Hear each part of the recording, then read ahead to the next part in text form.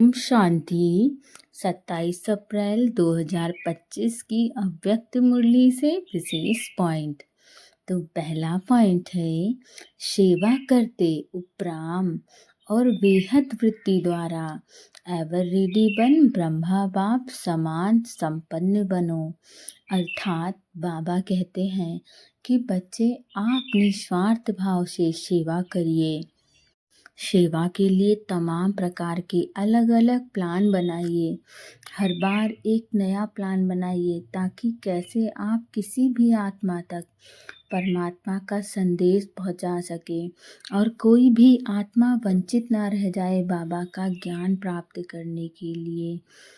जब आपका ये उद्देश्य हो कि हर आत्मा का कल्याण हो और जब आप लोगों की सेवा करिए तो ये मत सोचिए कि मैंने किया।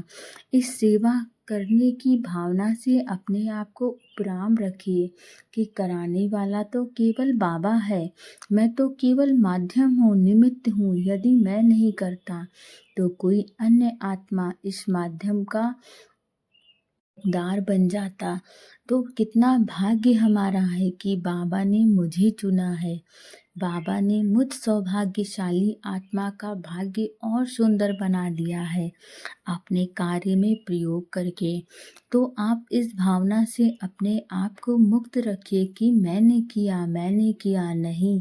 कराने वाला केवल बाबा है।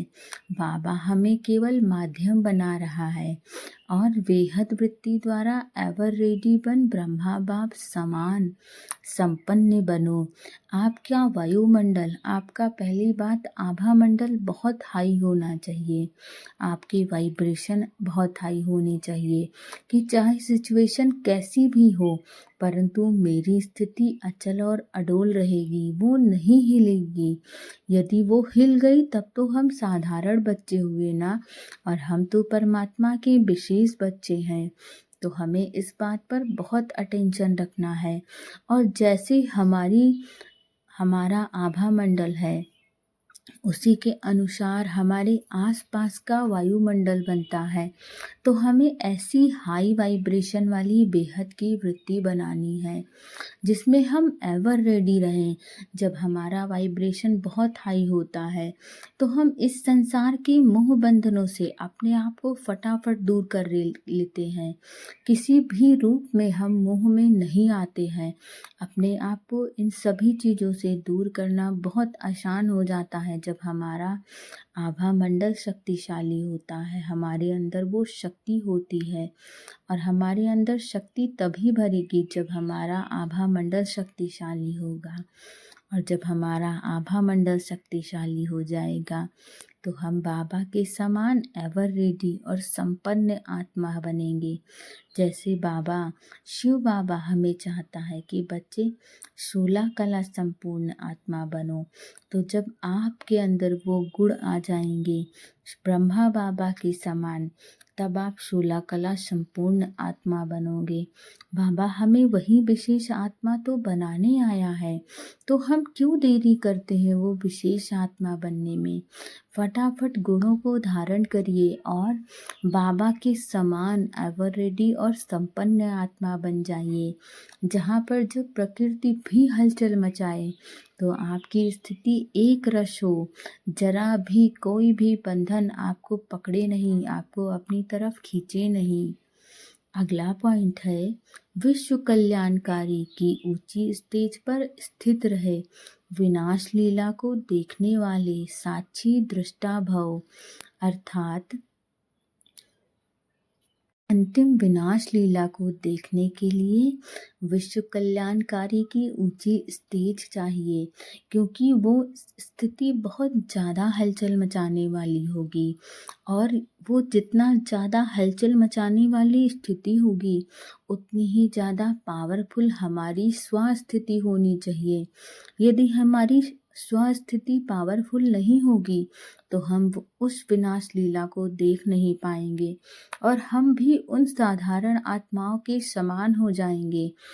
लेकिन हमें तो बाबा विशेष आत्मा बनाने आया है, तो क्या ये चीज़ें होना ठीक है? नहीं। और ऐसा तभी होगा जब हम प्रतिदिन थोड़ा थोड़ा प्रयास करेंगे।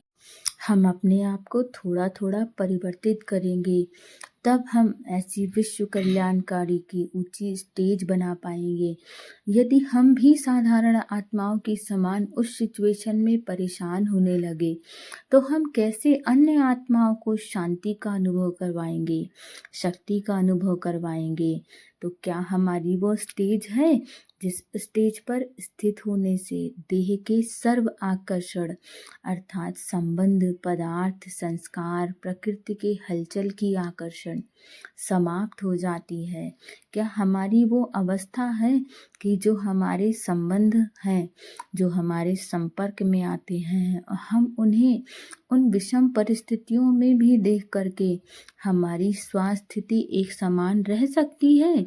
कहीं ऐसा ना हो कि हम अपने सगे संबंधियों को उस स्थिति में देखकर हलचल में आ जाएं। हम जो प्रकृति भयंकर हलचल मचाएगी वो हमारे ऊपर, यदि हमारी स्थिति स्ट्रांग नहीं होगी तो हमें प्रभावित करेगी। क्या हमारे अंदर ऐसी स्थिति अभी उत्पन्न हुई है?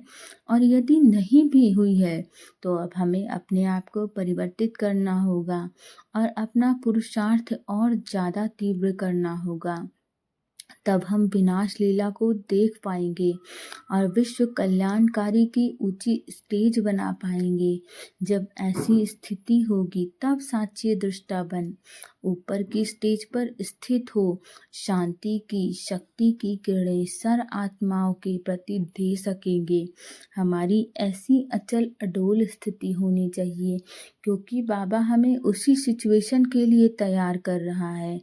अन्यथा बाकी सभी आत्माओं के समान हम भी एक सामान्य आत्मा होते, परंतु बाबा का हमें विशेष ज्ञान प्राप्त हुआ है तो हम परमात्मा के विशेष बच्चे हुए हैं और अब हमारा उत्तरदायित्व भी ज़्यादा है, तो हमें हमारे उत्तरदायित्व को निभाने की जिम्मेदारी है।